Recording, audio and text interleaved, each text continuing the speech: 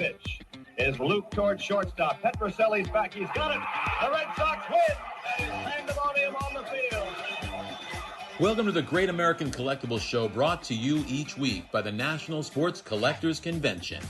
Join us every Wednesday evening at 6:30 Eastern Standard Time and get the latest news from the greatest experts in the sports collectibles world. You can watch us on the Great American Collectibles Facebook page, as well as YouTube, or you can listen to us on Spotify, Pandora, iHeartRadio, or any of your favorite podcast platforms. And now your hosts, award-winning sports collectibles author Tom Zappola and Red Sox Hall of Famer Rico Petroselli. Welcome. Joe, one of the goats is in the house today. One of the goats. Derek is the other goat. Joe, you're the other goat. Joe Tomasulo from Goldin Auctions. But you know what's going to happen this weekend to all of our Yankee fans? All of our Yankee fans. By Sunday night, the Red Sox will have surpassed the Yankees in the AL East standings by Sunday night. That's your prediction. Okay. That's my prediction. They're going to take, I think they can take, they're 2.5 behind. I think they can take 3 out of 4. Lewis, what do you think? Is it doable? Oh, it's absolutely doable. It's always going to be a great series, and it's good to have meaningful games. And it's going to be August and September. Yep. Yeah. And you don't have to face Schlittler, Tom. I think he's pitching tonight. Oh, we miss him. And they don't have to play. They don't have to face. What's a guy Toley. called? No, they don't face Toley. 16-3. Oh no, they're facing Gray. No, Gray's pitching today. I'm not sure. That's what they said. Oh, Gray's maybe you're going right, today. Rick. You're right. So that means, so they'll miss.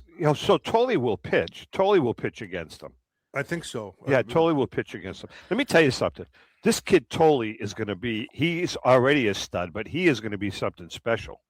Oh, forget the pitching. How well he pitches. He's just such a personality. God, I love the kid. I love the kid to death. He's so good. He's happy. He's personable. He's very good to the fans. He goes out of his way.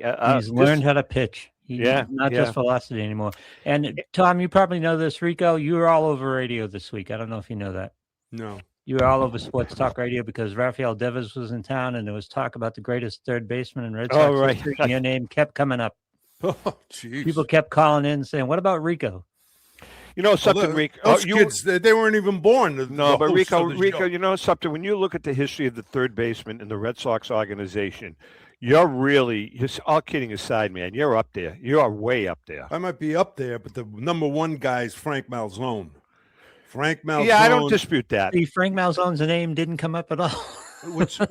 Because these young kids, they don't remember the names. But Frank was tremendous. Brooks Robinson, he was as good as Brooks Robinson. He could that bunt where you thought you'd have a hit. Of course, I didn't bunt, but whoever bunted, they would be out. It was amazing. And you know something, Rick? They had you rated, and this was MLB, had you rated as the third greatest shortstop in Red Sox history. That's pretty damn good. Fair. Behind who? Behind Nomar and no. Third base, Wade Boggs. No. I'm saying at short too. Oh, at short too. They had Rico as the third-rated shortstop behind Garcia Parra. I don't remember who the other one Burleson was. Joe Cronin. Joe Cronin. No, it wasn't Cronin. Okay, so here it came down to the discussion this weekend was about Devers getting into the Red Sox Hall of Fame eventually. And as a Red Sox Hall of Famer, Rico, it nauseated me. I don't care how good Devers was. He should not be in the Red Sox Hall of Fame. No, but you know what will happen? Once he retires and there's a couple of years that go by, everybody will forget what happened and they'll vote him in. So I won't forget, Rico. None of us will forget. Well, I hope I'm Joe, around. Now, Joe, you're a Mets guy, right? I'm a Yankee fan, Tom. You know Mets guy. Hey, he thought maybe you'd change. Tom, what did you turn back the clock to 1973? I was just trying to get something out of you. No, listen, your Yankees. I think they're not as good as everybody thinks.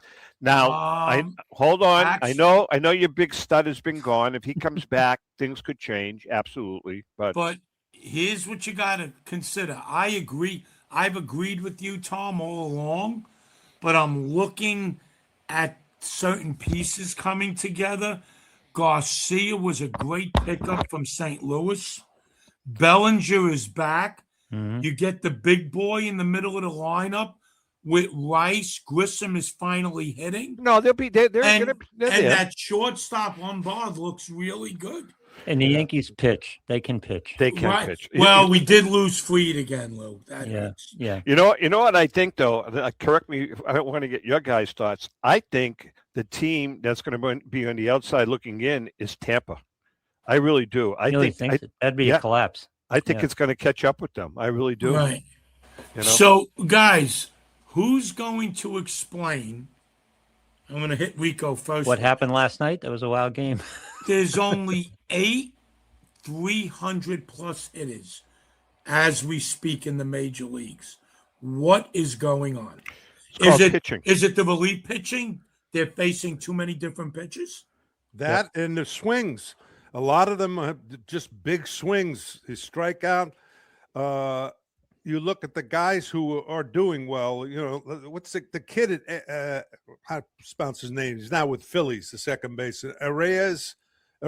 He's I think he's leading the league or leading the big tall kid. No, the short guy came from the Giants. They picked him up from the Giants. He's a 300 hitter, and he's got a short swing. You know, and I'm not saying he has some power, but even the power guys, they get so big. They call it casting. When your swing here's where you are, let's say. Now your swing goes out here and then around. See, you miss the ball. It's too big a swing. Instead of here and right to the ball. All right, that's part of it. That's part of it. Yeah, and Joe's bringing up a point, though, Rico. When you're in a game, when you played, if you faced 3 different pitches in a game, which you probably did on multiple occasions, was it more difficult to be consistent as a hitter facing 3 different pitches in a game? I want to say no. Oh, really? Rico. Yeah. I'm telling you, no. If you knew what these guys had, okay, it's the same thing. You got to look for a pitch. You see how many times, and I got MLB. I watched a ton of games. They do same thing. They get a break. They get a pitch down the middle, bang, foul ball. Okay, Rico, now go to. I'm not gonna dispute you because obviously you know more about hitting than I'll ever learn. That's all right. You're kidding. Just go to Fangraphs, look up third time through the order, and you find out what it's like when hitters get familiar with pitchers. Joe, I want to ask you because my theory on this, and I think you'll have a good take on this. My theory on this is it's regular evolution of the pitching game in that through the late 90s and early 2000s, it became a velocity game. Everyone was looking for velocity and throwing hard, and they were just beating hitters with velocity. 100%, Lou. Yeah. Hitters caught up, right? So what they're teaching pitchers now is they're teaching them efficiency. They're teaching them moving in the quadrants. They're teaching them delta speeds.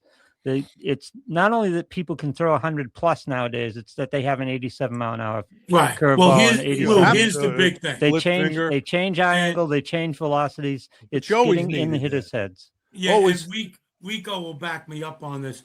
The big thing they teach now, Lou, obviously they want pitchers to throw 95 to 100. Spin rate. Yeah. Spin rate creates late movement. The revolutions of a baseball are your 2,500, 2,800, off-speed pitches, 1,800. But arm slots, spin rates, again, what the ball does at the hitting zone will determine the efficiency of the pitch. That's why. Look at what is let me just get. That's why Gray has 16 wins. Yep. You know why he has 16 wins? Well, he's got a late breaking cutter or slider, whatever you want to call it. Sweeper. Because he's not pitching in New York and he couldn't handle New York City. Oh, Jesus. But Rico, you guys just brought up... Remember Eddie Lee Whitson? Yeah. He won an ERA title with the Padres. Yes. He was sub-3 with the Cubs. He goes to New York and fans were chasing him with baseball bats in the parking lot. All right, but Joe, hold on. To get back to what Lou is asking Boston you. Also. Yeah, let's go ahead. No, I want to say to get back to what Lou is asking you, Joe. pitchers now, based on what Lou is saying and what you are agreeing with, Lou, is that pitchers now, they have the velocity. Everybody knows they have the velocity, but now they're learning to pitch in the quadrants, as Lou is saying. So isn't I guess the question is command now more important than velocity? Are they working on command more than velocity? Command is always number one. Yeah. Well, look at the guy we talked about earlier in the show, Peyton Tolley. He's a perfect example of what I'm talking about. Peyton Tolley had velocity big time, and then he came up here and he got hit around. He had to learn to pitch. He had to move the ball around. He had to add secondary pitches. He had to change speeds. He had to put more thoughts in the hitter's head. That's what he had to do. And he's not. And the point, Louis, is that when he's doing that, learning all these things, is he still throwing as hard as when he was just, when he was just a velocity guy? Or but not every pitch. He's putting thoughts in the hitter's heads. They have to sit on a delta of speed. They have to hit on.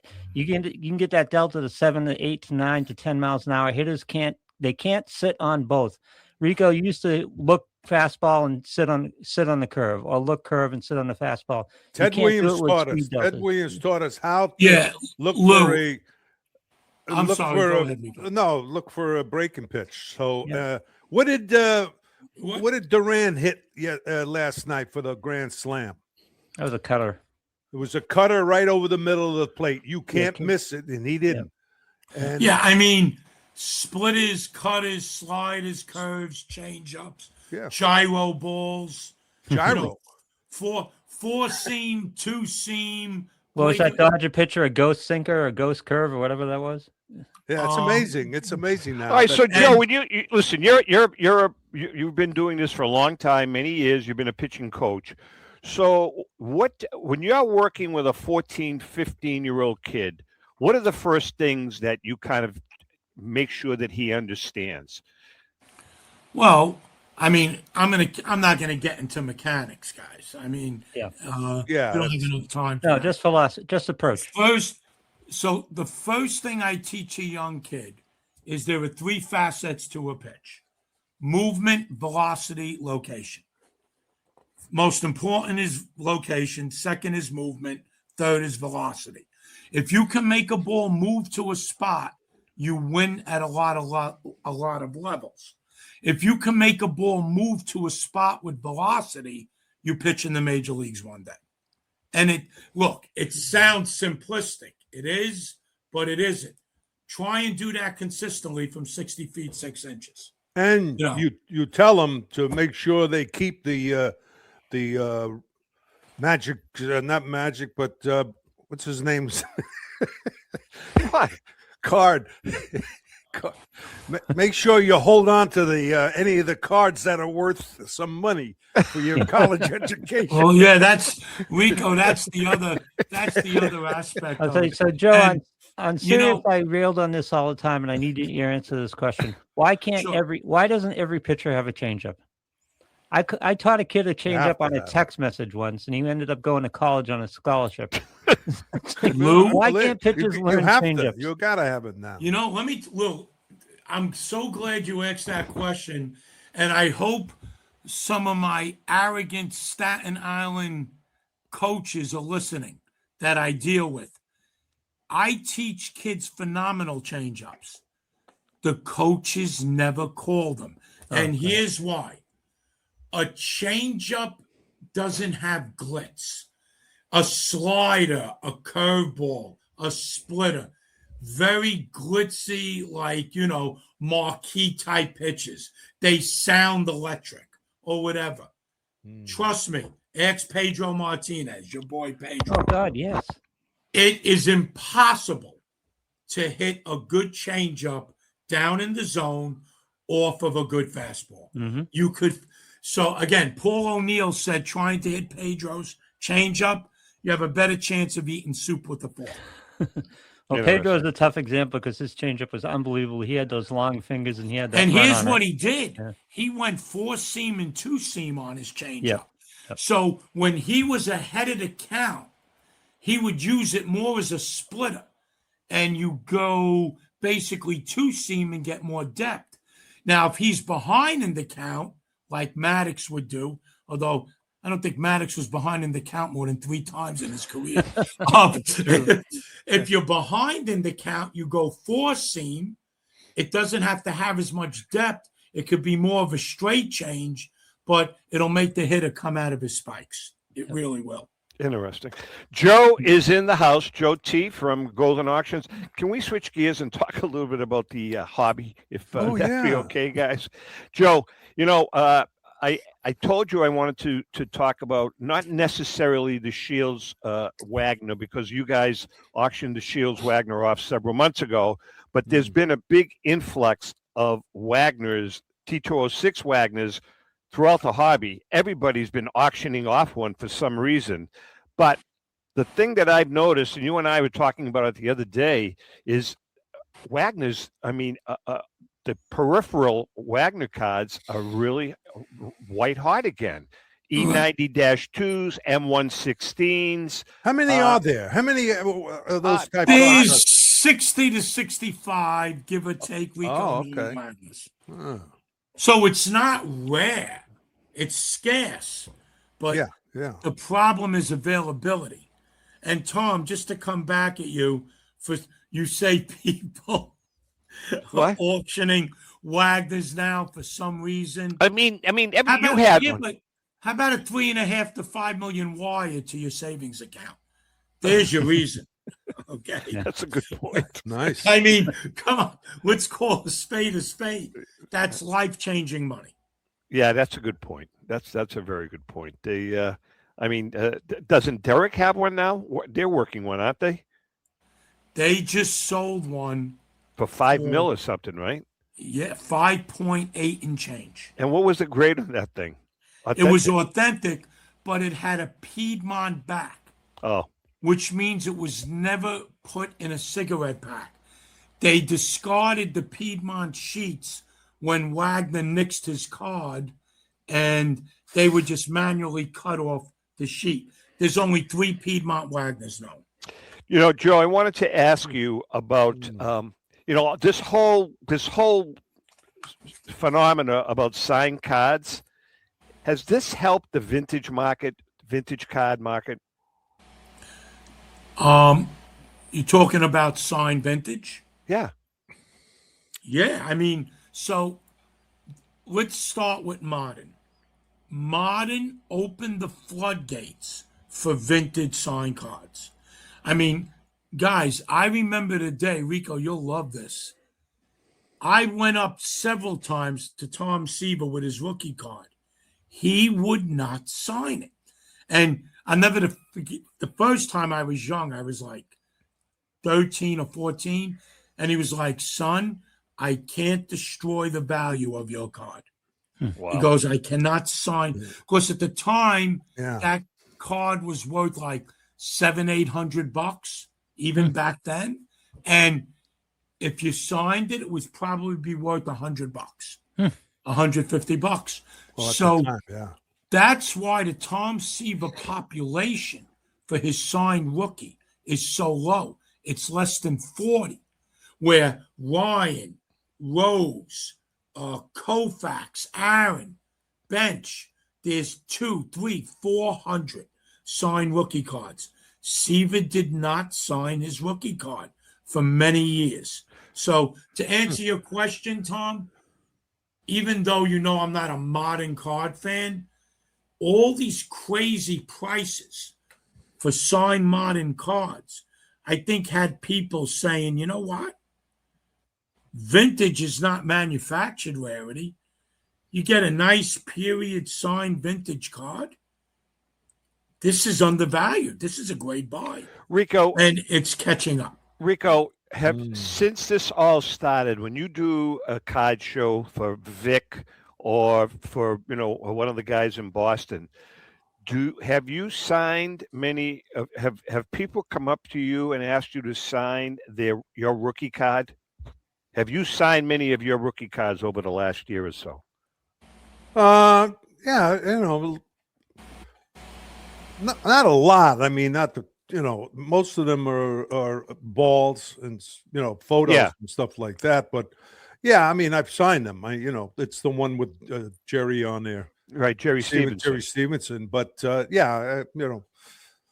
So what are you saying? No, I just wondered because I know there's been an influx and there's been a lot more appeal for vintage rookie cards that are signed by players that are still with us, and I think you're still with us. Well, occasionally. But anyway, no, that's so that leads me to my next question, Mr. Tomasulo. You said, don't ask me about Josh Baez. I'm not going to ask you about Josh Baez, but let's talk about the signed Josh. How many people spent a lot of money 3 weeks ago on Josh Baez signed rookie cards?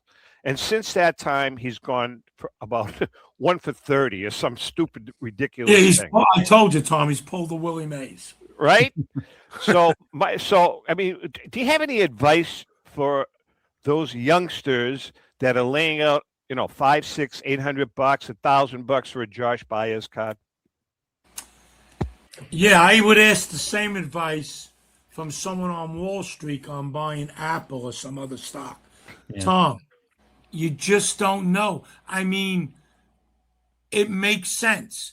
All these young kids, they got caught in the euphoria of, Baez doing something that hadn't been done before, and it's risky. Again, what would happen if, I think I said this before, and no one's more popular than Shane Ohtani.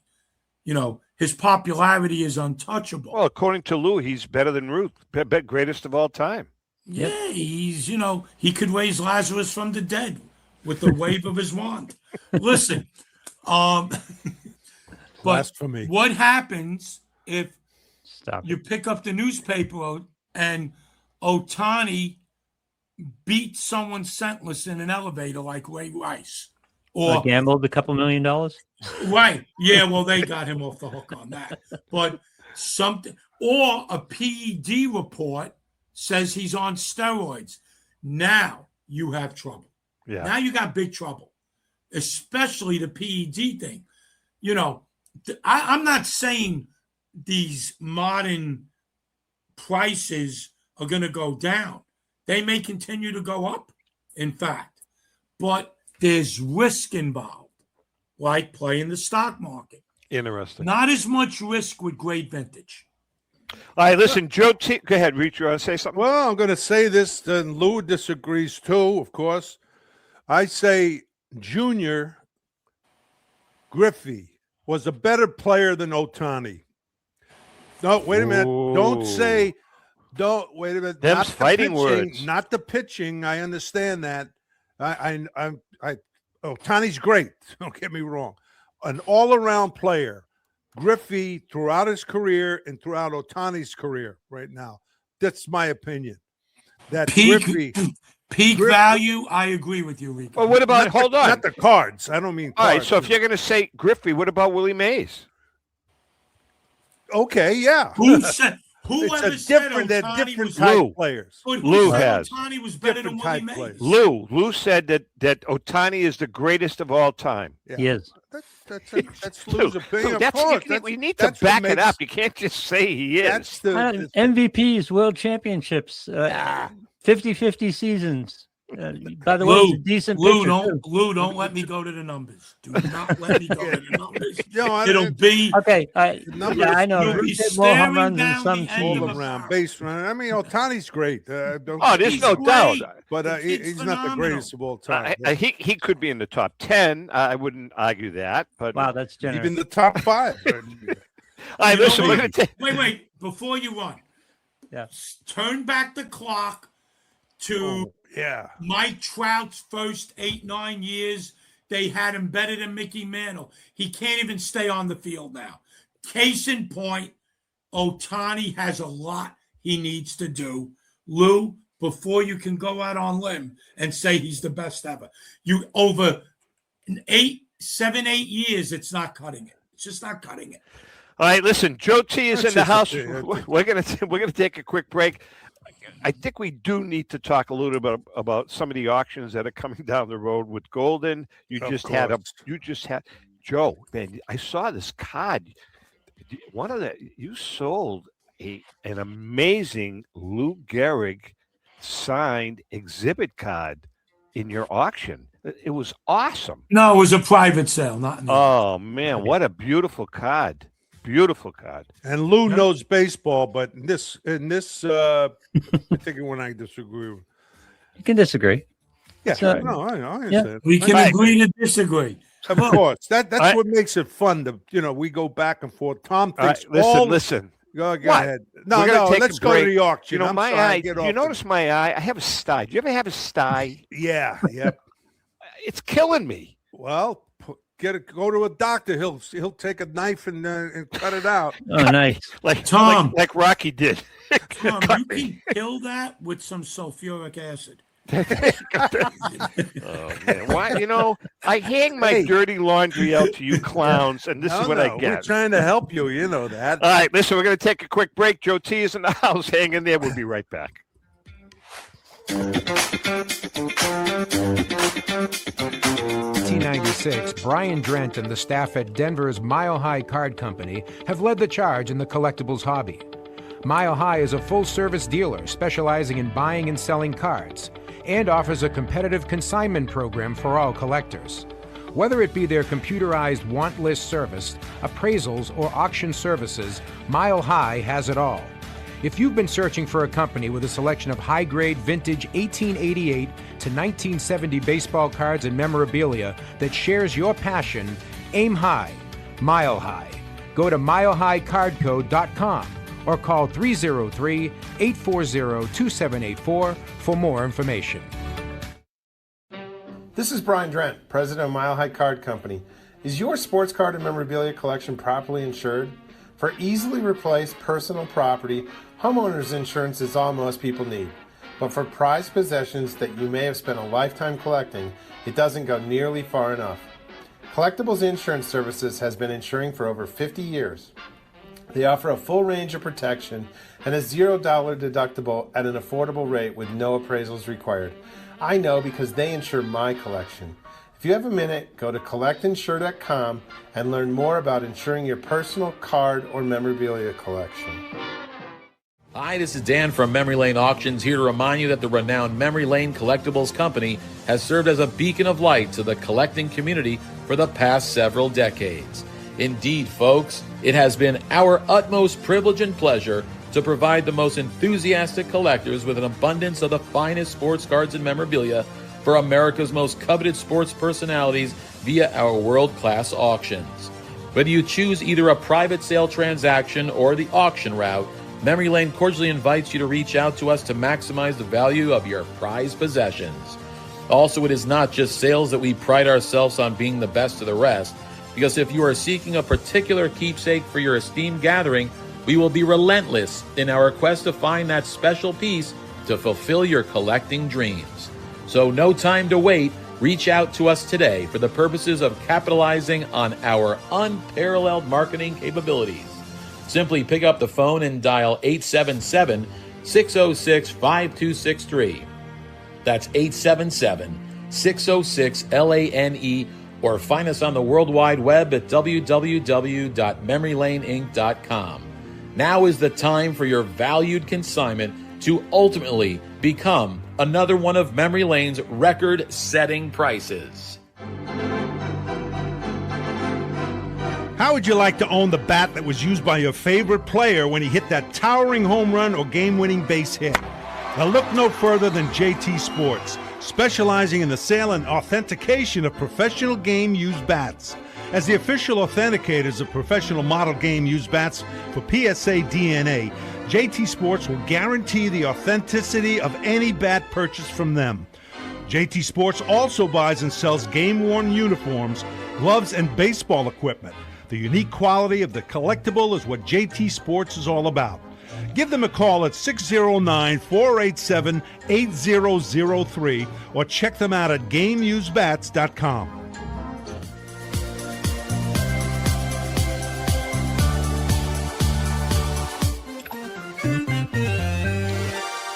Okay, we are back. Rico is not. Take your time, Rico. No, take your time. Yeah, take your time, Rico. No rush. I had a wee-wee. What do you want? I like catching Rico. Don't you?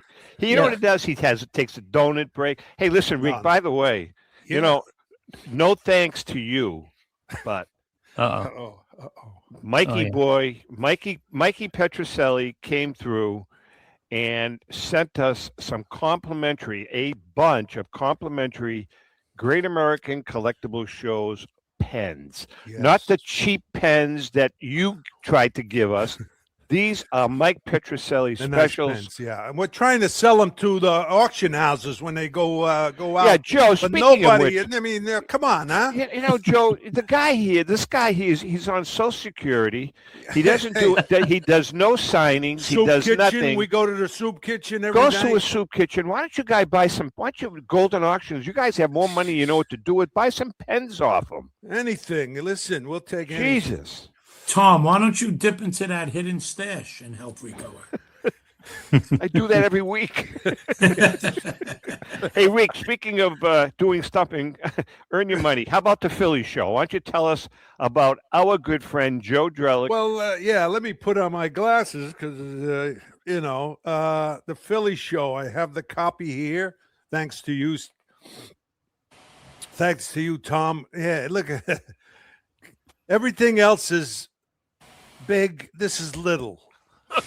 Anyway, East Coast Sports Marketing, along with eBay, are pleased to present the Philadelphia Sports Collectors Show. Great show. Really is. The Philly Show. From Friday, September 25th to Sunday, September 27th, held at the Greater Philadelphia Expo Center halls, ABD and E. ABD, what's the matter with C? At 100 Station Avenue, Oaks, Pennsylvania. See his Pokemon, Rico. Yeah. The Philly show is bigger and better than ever. Shop over 1,000 tables from 300 of your favorite hobby dealers from across the country, displaying sports cards and collectibles from the 1800s to present day. No wisecracks, Tom. Nothing. Visit the new Pokemon TCG section of over 150 tables. Listen, major sports auction houses and third-party grading and authentication companies are on hand to assist your collecting needs. The Philly show is family-friendly, and all kids 10 and under getting for free. Military gets 50% off. Hey, I'm a veteran. You're a Cub Scout. Autograph guests to include. Look at this. Joe, look at current Philadelphia Eagles. Cooper DeJean, is it? Yeah. Yep. Dallas Goddard. Yeah, I know. And Brandon Graham. Terrific. Baseball greats. Look at here's a guy that really doesn't get enough respect. Jim Thome. Good ball player. Over 600 home runs. Good ball Roger player. Clemens. And Basketball Hall of Famers Julius Dr. J. Irving. These my family's kids, 4 sons' favorite. And great Allen player. Iverson was a great player, and many more. For He was more a head information, case. go to PhillyShow.com. Remember, since 1975, the Philly Show is where it all started. Now, and that's a great show. Joe Tomasulo is at all the Philly shows, right? With your gang from Yes. Now, next year, in next September's, right around a year from now, Rico and I will be at the Philly show. Rico doesn't know it now, but he will be there.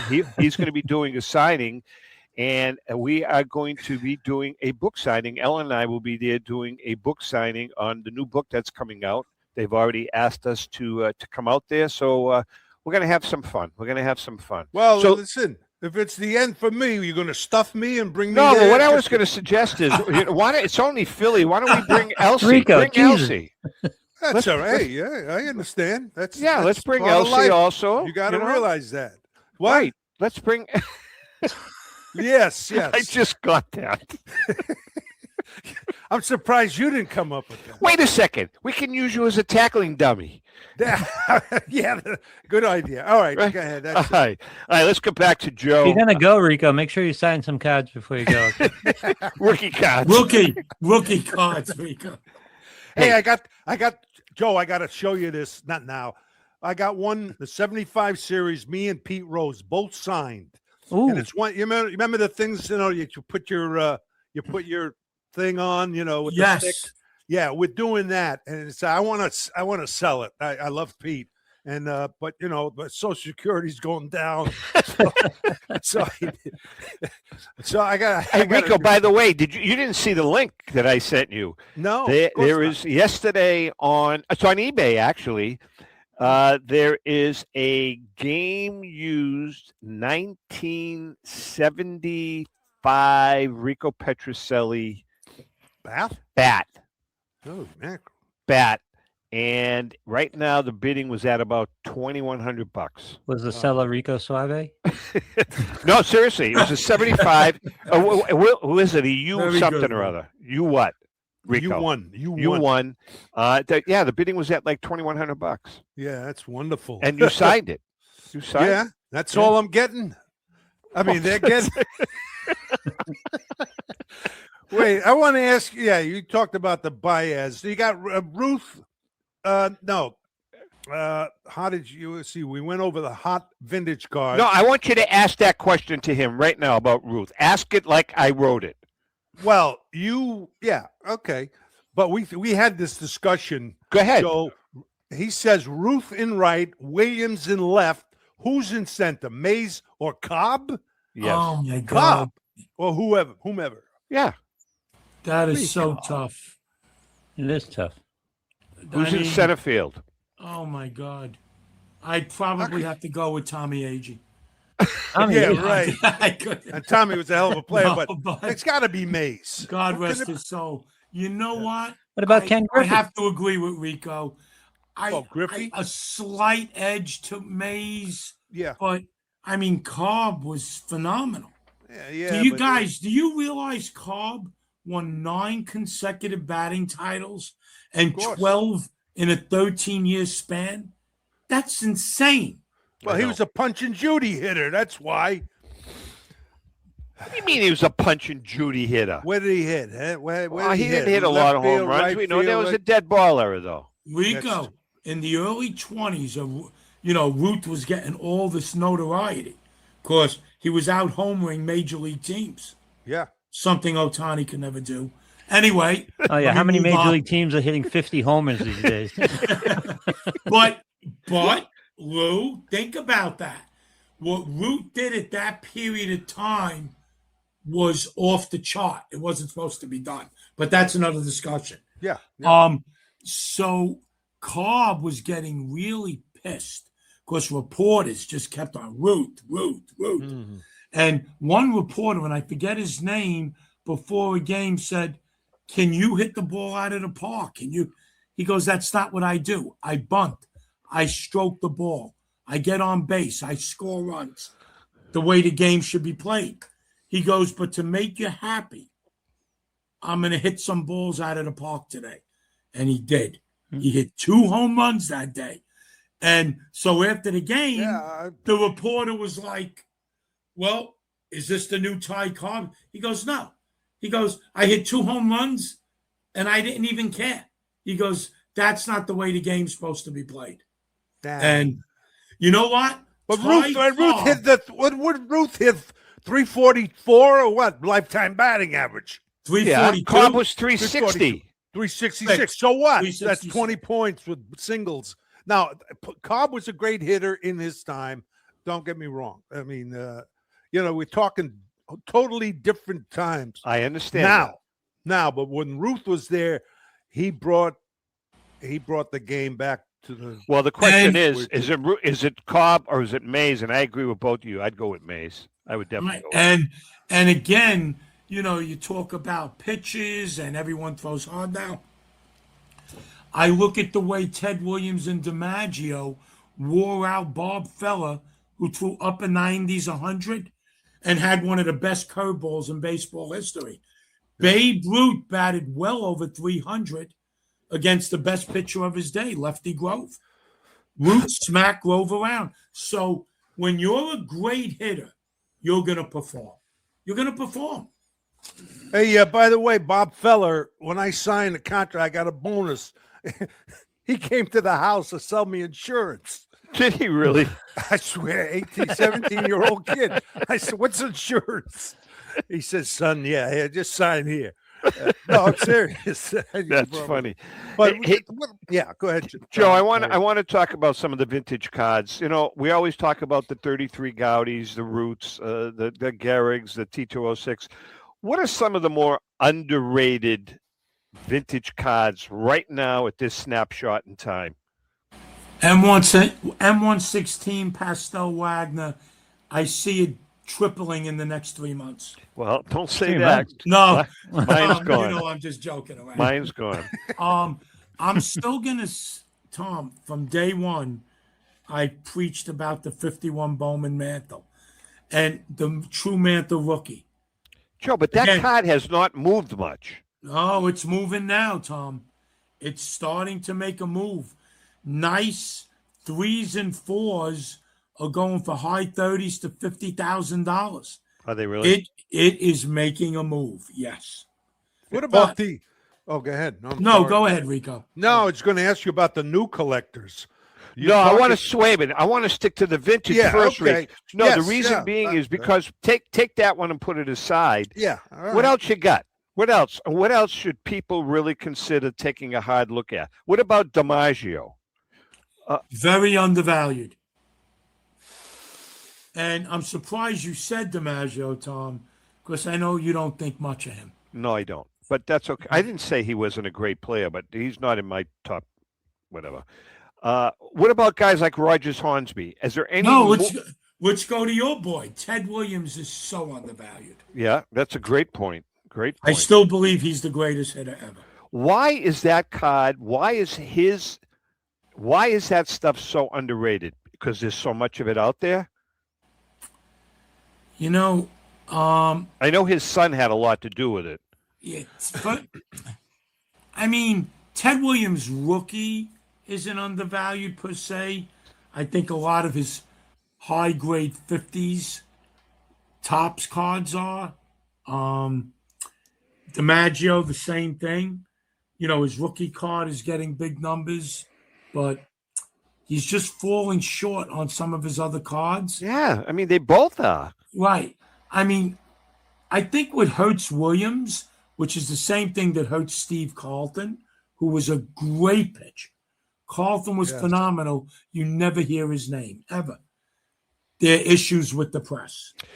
Yeah, personalities. You think so? It's buying cards, you think that it's personality? Sure. I think it's the whole mystique of the player, Rico.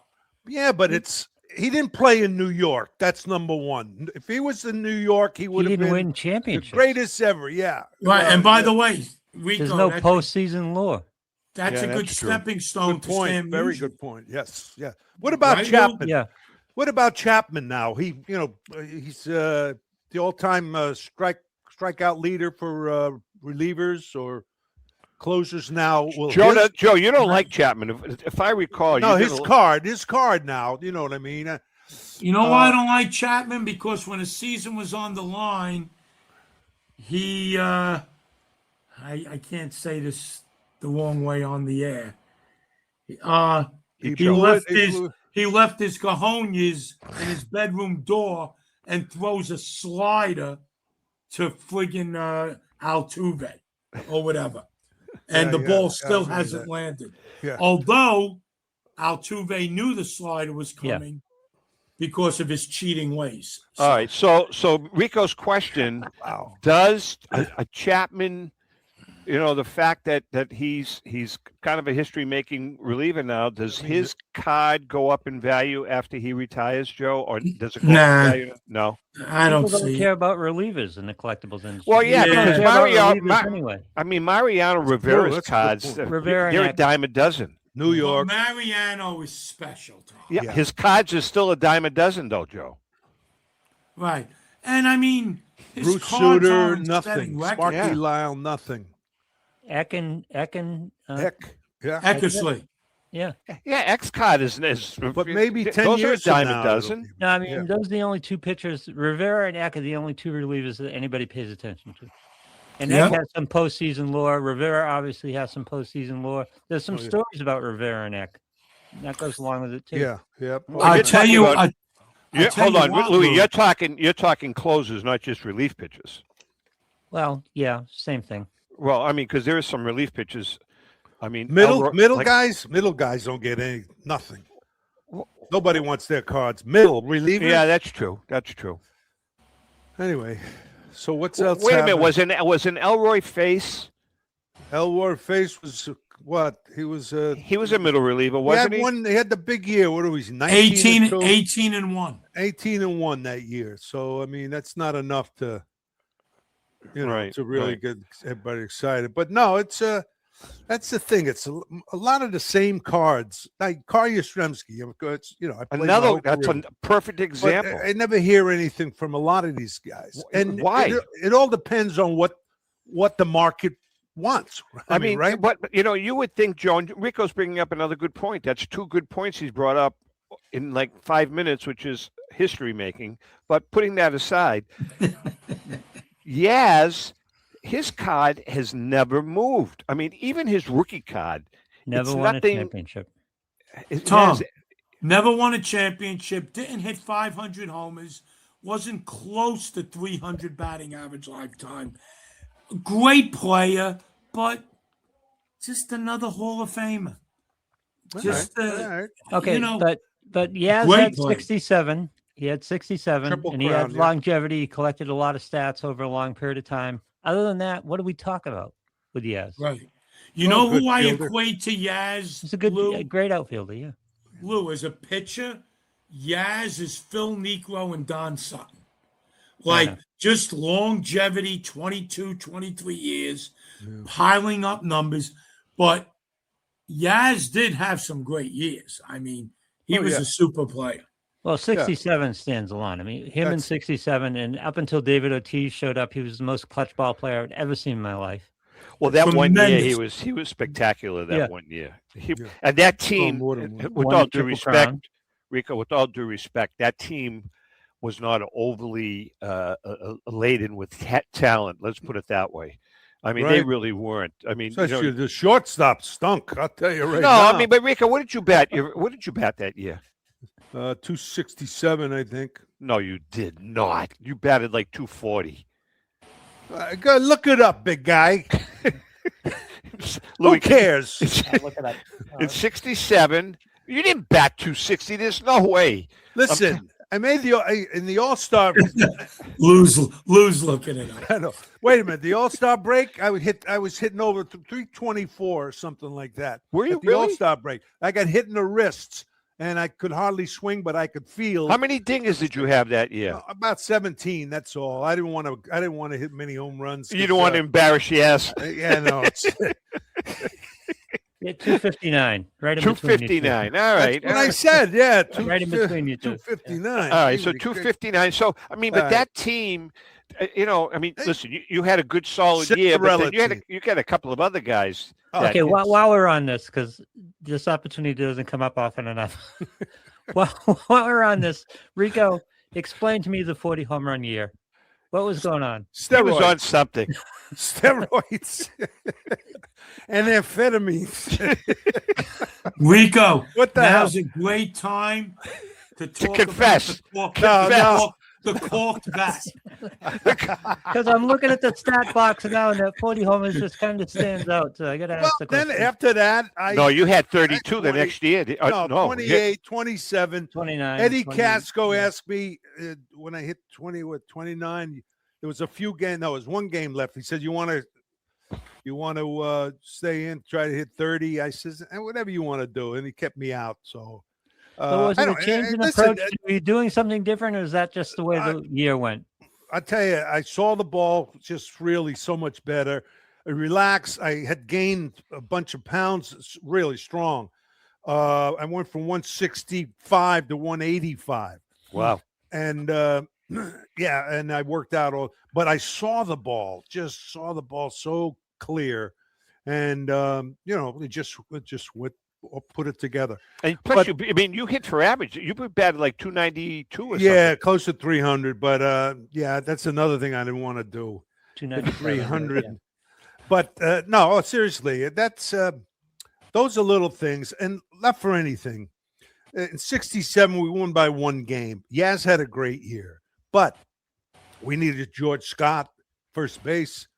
who had a hell of a year. He had a good season. Reggie Smith. It's Reggie Smith. Yeah, teams with superstars. Jim Lonborg. But Cy Young Award, right, Lou? Yeah, Cy Young. Yeah, but if you look at Reggie's numbers were vanilla. They were adequate. They weren't great. He became a great player later on. Oh, yeah. But if you look at his numbers, you look at Joe Foy's numbers, you look at Mike Andrews' numbers, I mean, they were all mediocre. Well, everybody helped out, did something to win a ball game. And your pitching staff, I don't know how the hell you guys got away with the pitching staff. I mean, you had Jim, no problem. Then you had Jose Santiago, who was hurt part of the season, but he would have probably won 18, 19 games. Gary Bell. I mean, it was decent. But right? That's my point is that you still have to have guys beside the top guys. For instance, Philadelphia with their two, Rice and what's his name, Mueller. What's his name again? The other guy, 39 home runs. Yeah. You don't know, huh? You forgot. Anyway, you still have to have these other players, Turner, and the rest. Well, Yaz has to drive somebody in. Yeah, that's true. Yeah, that to me is the most important. Yeah. Average now, Lou. I don't think they care about average. They want to, home runs and knocking runs in. All right, listen, we're going to take a break. We come back, Joe. We got some questions to ask you. These are bullet questions, and we want to get your opinion. I haven't discussed these with you. These are going to be little surprise questions, and just one sentence. What about this? What about the auction? We'll talk about that too. Actually, hold on. There's no auction going on right now, though. No vintage auction. Not yet. Right? No vintage. When's your next one? It starts September 16th. Oh, is that the one that the? Wait a minute. Isn't that the one that the opening day Red Sox ticket is going? Oh no, that's not that one. No, that one's going in the winter 2031 auction. That's the way it's going right now. That's about right. Who owns that? Well, I used to have it, Beckett. but it's Beckett. Beckett has it. All right, we're going to take a quick break, and then we'll be right back. Okay.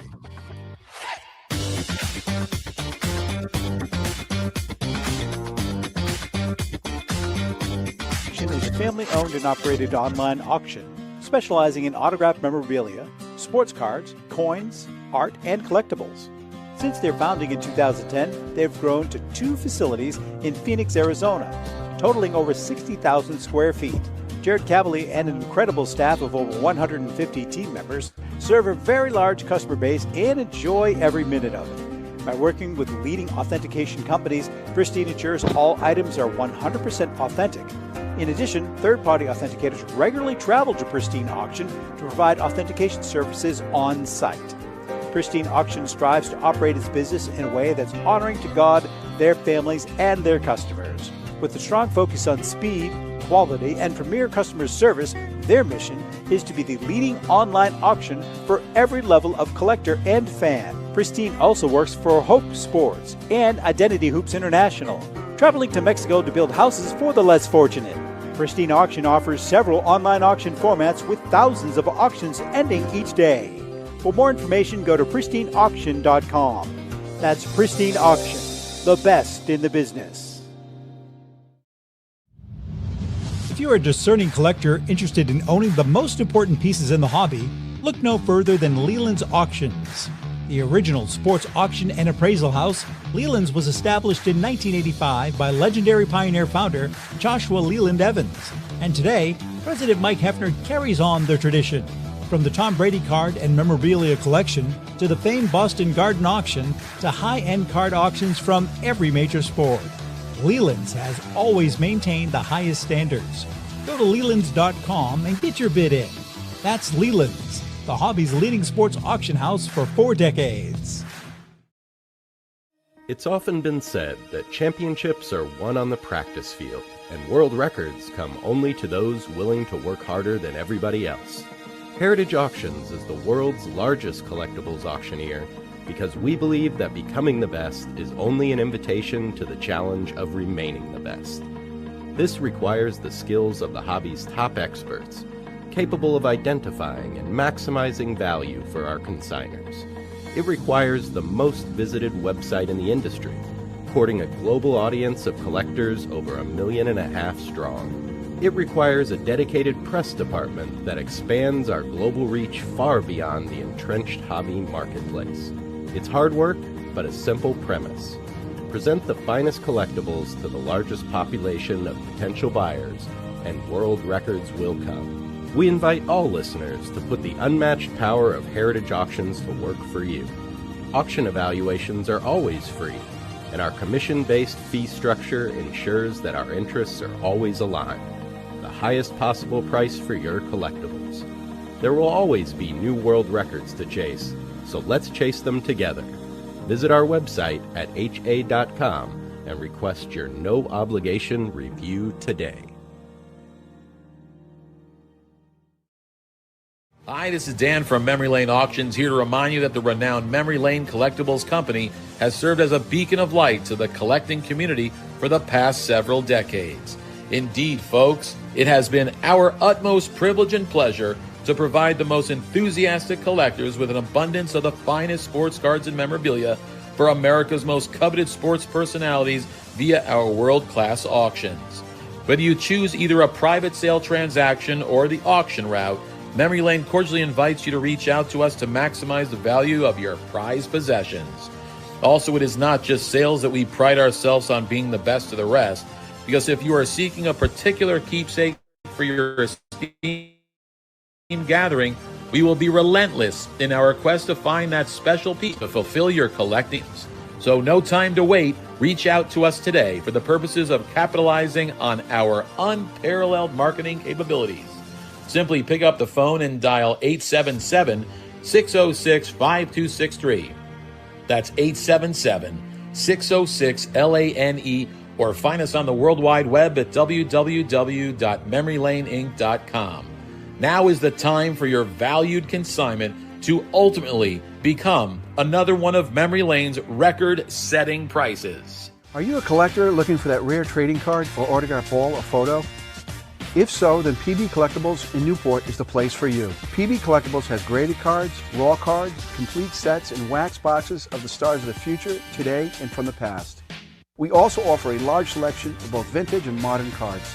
So whether you're looking to add to your collection or sell it, visit us at PB Collectibles, 269 Spring Street in Newport, located across from St. Mary's Church.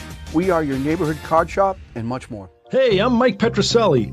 If your company is looking for the best in marketing and promotional items, you'll hit a home run with Petroselli Marketing. With over 8,000 suppliers and 650,000 imprint-ready items, we can get your company the visibility it needs to get your maximum exposure. Whether it be office promotions, wearables, automotive, sports items, and everything in between, Petroselli Marketing can do it all. Our design staff will even work with you from concept to delivery and customize your products. At Petroselli Marketing Group, we will get your brand in front of your audience. Contact us at info@petrosellimkt.com or call us at 603-880-3202. That's Petroselli Marketing, where no dream is impossible. That's right.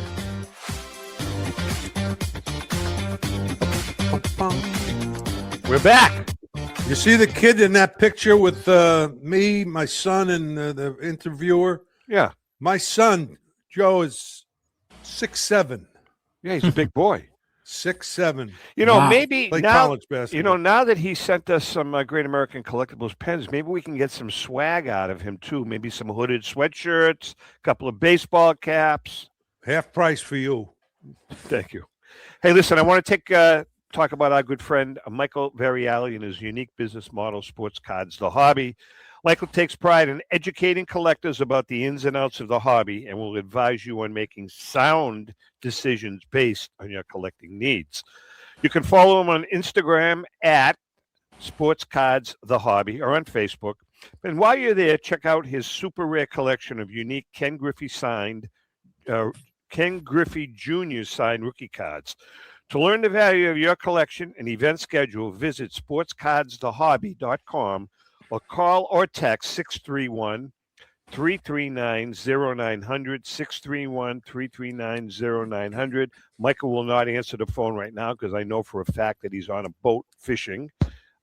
Educating, buying, selling, and trading is sports cards, the hobby. All right, Joe, you ready? Bullet round. Here we go. You ready?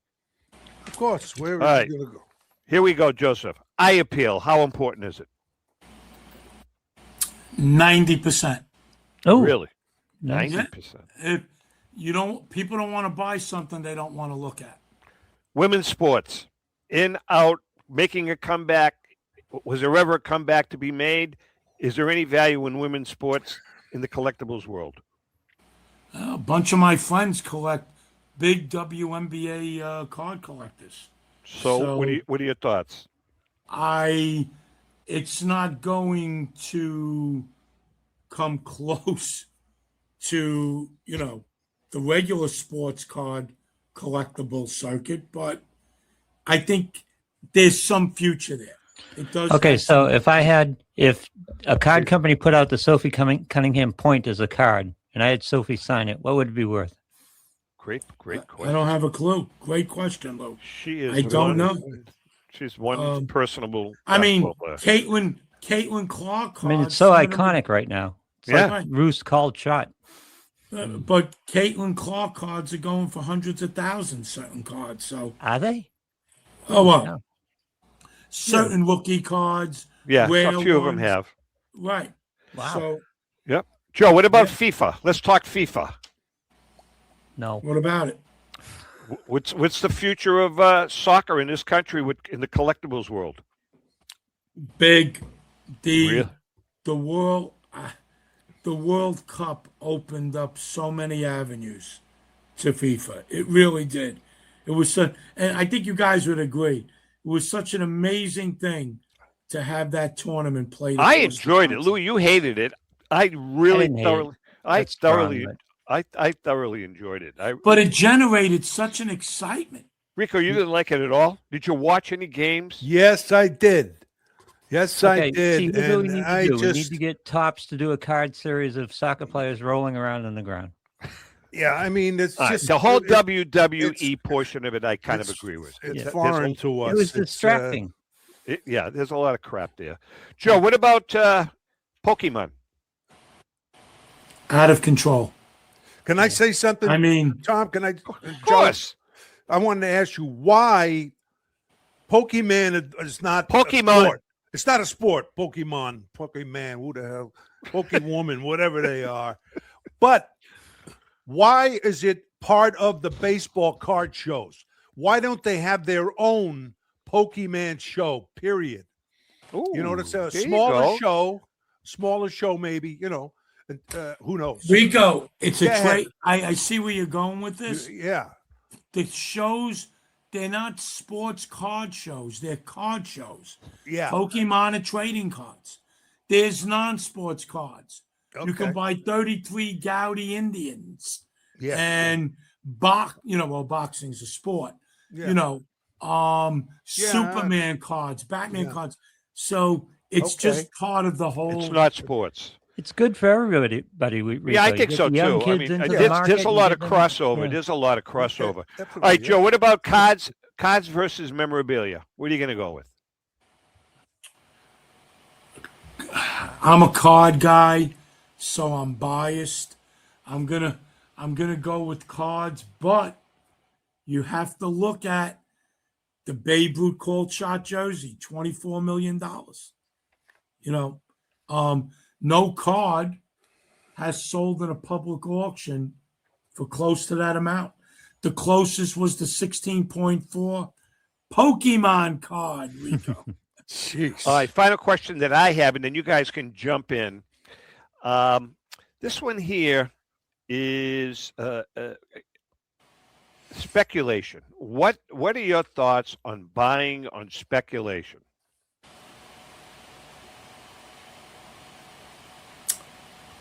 Is that for me, Tom, or the group? For you.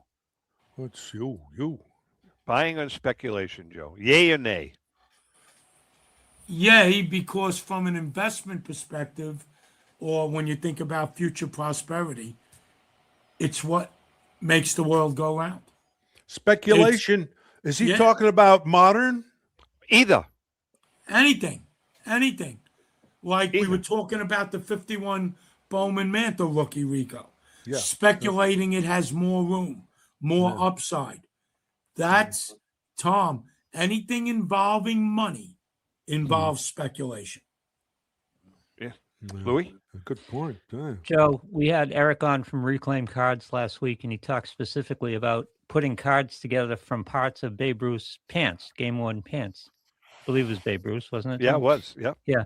How do you feel viscerally about that? How do you feel about cutting out Babe Ruth's pants to an extent to make some cards? Because it brings memorabilia into your world a little bit. I liked what Reclaim Cards is doing. How do you feel about it?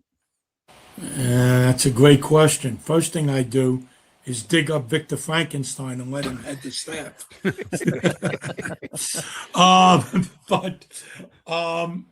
Okay.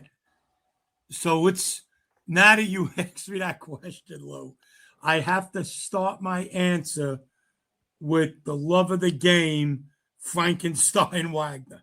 Okay? Where they put together a card out of cardboard parts. You know, a cut piece of a Wagner, like a silhouette thing of a Wagner, you know, a background from another card. And I'm not a fan of that. Now, that Wagner card went for almost 1.4 million. Right. You know, goes to show you what I know. But if you're asking my personal preference, I don't like cutting someone's game use piece up and sticking it in cards, because you're destroying an historical item. Okay. Would you take a Rembrandt or a Picasso and cut it up into 500 pieces, stick a little piece in a card? Oh, you own a piece of an original Picasso. Yeah. Jesus Christ. Good point. Good point. Yeah. I look, again, Lou, your point's well taken. Money making, because that's what the world we live in. It's all about how much money can you make.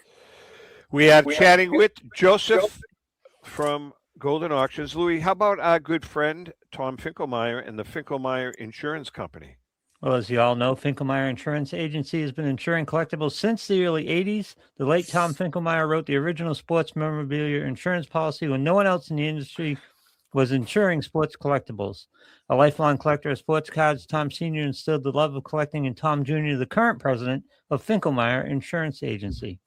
Tom Finkelmeyer Jr., with 3 decades of insurance experience, has paired that expertise with 50 years of collecting and with a litany of professional designations, including counseling and risk management. Tom covers every aspect of your collectibles insurance needs. Unlike some companies that sell collectibles insurance directly to the consumer online, Finkelmeyer Insurance Agency is the only independent retail agent who specializes in sports memorabilia and collectibles nationwide. Representing all major companies that sell collectibles insurance, there's no agent that insures more collectors, dealers, appraisers, auctioneers, or events in the collectibles hobby than Finkelmeyer Insurance.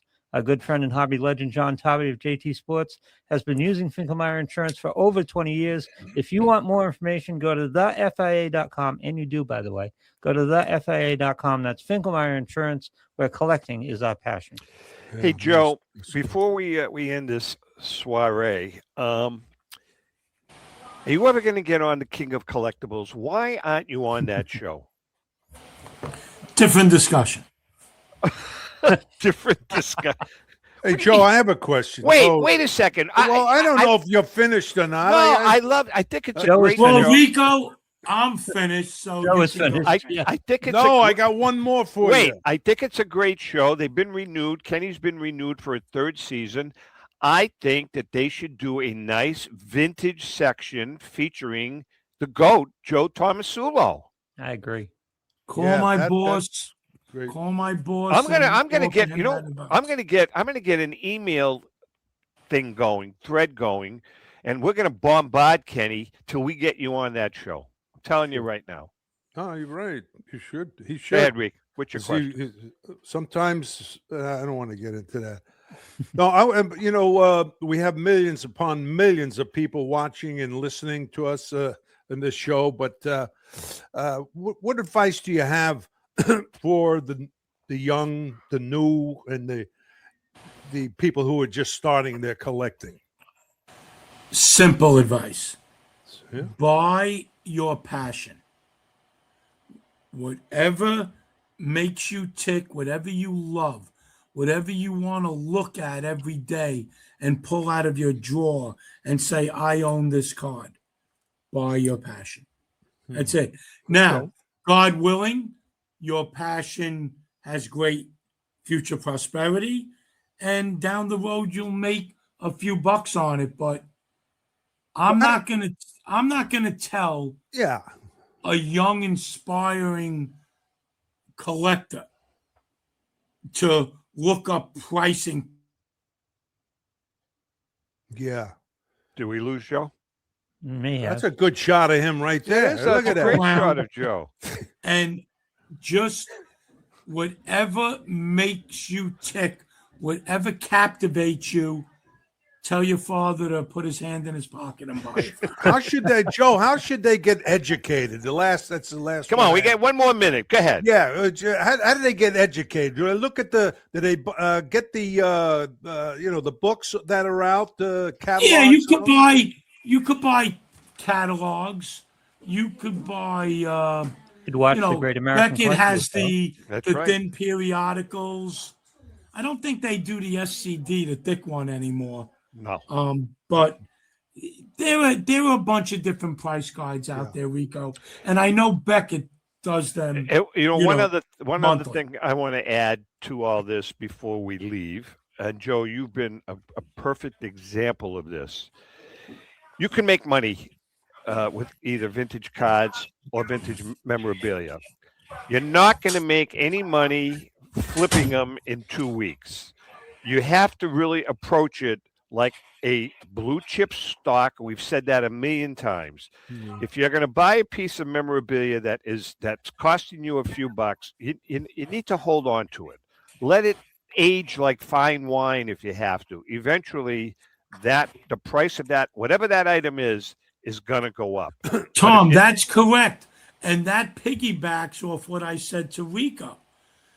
Just, you want to buy something you enjoy, not something you want to wake up 2 a.m. and say, can I sell this to my friend and make $20 on it? Exactly. Right. Well, what if Enjoy what you buy.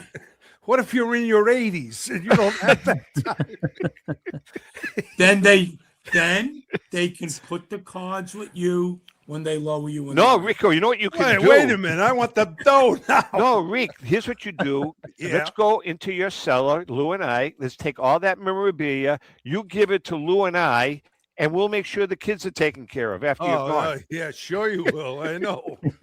Yeah. Right? Wait. Of course we will. This is good. And it's, all right, good Joe. advice for the Joe, kids. you know what you mean to us. We love having you. You've been with us. You've been with us like one of the right since day one back. 12 years. You've been on with us many, many, many times. We love having you. Yes. Goldin Auctions. You got. When's your next auction coming up, Joseph? The vintage. I mean, we have Goldin 100 now. August monthly elite is going on now. Every week we got weekly auctions, pop culture, historical, game used. There's always an auction or two going on.